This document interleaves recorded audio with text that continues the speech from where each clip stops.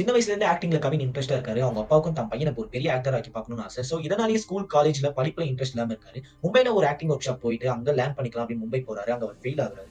அதுக்கப்புறம் அவர் சென்னை திரும்ப வந்தாரா, எப்படி ஒரு பெரிய ஆக்டர் ஆனாரு அப்படின்றத இந்த ஸ்டார் படத்தோட ஸ்டோரி பிளாட். ஃபர்ஸ்ட் ஹாஃப்ல கவின் கேரக்டர் ஷோகேஸ் பண்றதுக்காக ஸ்கூல்ல நடக்கிற சீன்ஸ், அவங்க அப்பாவுக்கும் கவினுக்கும் இருக்கிற பாண்டிங் சீன்ஸ் எல்லாமே நல்லாவே ஒர்க் அவுட் ஆயிடுச்சு. ஒரு மிடில் கிளாஸ் வீட்ல இருக்க பையன் சினிமாவுக்கு போகணும்னு ஆசைப்பட்டா, ஃபேமிலி கூட என்ன மாதிரி சிச்சுவேஷன்லாம் அவன் ஃபேஸ் பண்ணுவான் அப்படின்றத ஈஸியா கனெக்ட் ஆகுற மாதிரி சீன் ரைட்டிங் பண்ணியிருந்தாங்க. சோ கவினும் நம்மள ஒருத்தர் மாதிரி நல்லாவே பெர்ஃபார்ம் பண்ணியிருந்தாரு. ஃபர்ஸ்ட் ஹாஃப்ல ஒரு நார்மலான மிடில் கிளாஸ் ஃபேமிலில என்னென்ன விஷயங்கள் நடக்குமோ அத எல்லாமே அழகா சீனா கன்வே பண்ணியிருந்தாங்க. யங்ஸ்டர்ஸ் கூட நிறைய கனெக்ட் பண்ற மாதிரி சீன் இருந்தனால, கவின் மட்டும் இல்லாம கவின சுத்தி இருக்க கேரக்டர்ஸ் எல்லாமே ப்ளே பண்ணும்போது, அந்தந்த கேரக்டர்ஸ் அவங்கவங்க பெர்ஃபார்மன்ஸ்ல நம்ம மனசுல பதிய தான் செய்றாங்க. இப்படி ஈஸியா கனெக்ட் பண்ற மாதிரி சீன்ஸ் இருந்தனால, இன்டர்வல் வரைக்கும் ஒரு எங்கேஜ்டாவே தான் கொண்டு போனாங்க. செகண்ட் ஹாஃப்ல ஃபர்ஸ்ட் 20 மினிட்ஸ் அந்த லவ் போர்ஷன் படத்தோட மெயின் கேரக்டர்ஸ் கூட அதுவரை டிராவல் பண்ணியிருந்த நம்மள வேற ஏதோ ஒரு பக்கம் டைவர்ட் பண்ணி கொண்டு போன மாதிரி இருந்துச்சு.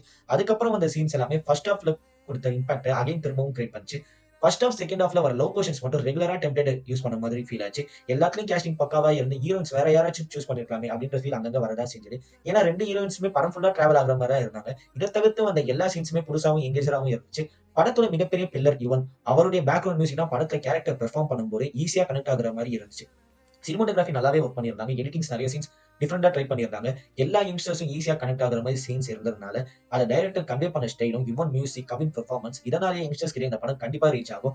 தியேட்ரிக்கல் மூவ்மெண்ட் சின்ன சின்ன சர்ப்ரைஸ் ஆடியன்ஸ்க்கு இருக்கிறதுனால, தியேட்டர்ல பார்த்து என்ஜாய் பண்ற படமாவும் இது இருக்கும். ஓடிடில பார்த்தா அந்த சர்ப்ரைஸோட வைப எக்ஸ்பீரியன்ஸ் பண்ண முடியுமான்றது டவுட் தான். சினிமா ரிலேட்டடான யங்ஸ்டர்ஸ்க்கு இந்த படம் பார்க்கும்போது பெர்சனலா நெறைய கனெக்ட் ஆகி அவங்களுக்கு 90% படம் பிடிக்க வாய்ப்பு இருக்கு. ஒரு ஜெனரல் ஆடியன்ஸ்க்கு இந்த படம் 75% தான் பிடிக்க வாய்ப்பு இருக்கு. ஒரு ஒன் டைம் இந்த படம் பார்க்கலாம் அப்படின்ற ஃபீல்ல தான் வெளிய வருவாங்க. ஓவரால் ஸ்டார் தியேட்டர்ல போய் பார்க்க ஒரு ஒர்த்தான படம் தான். கண்டிப்பா தியேட்டர்ல போய் பாருங்க.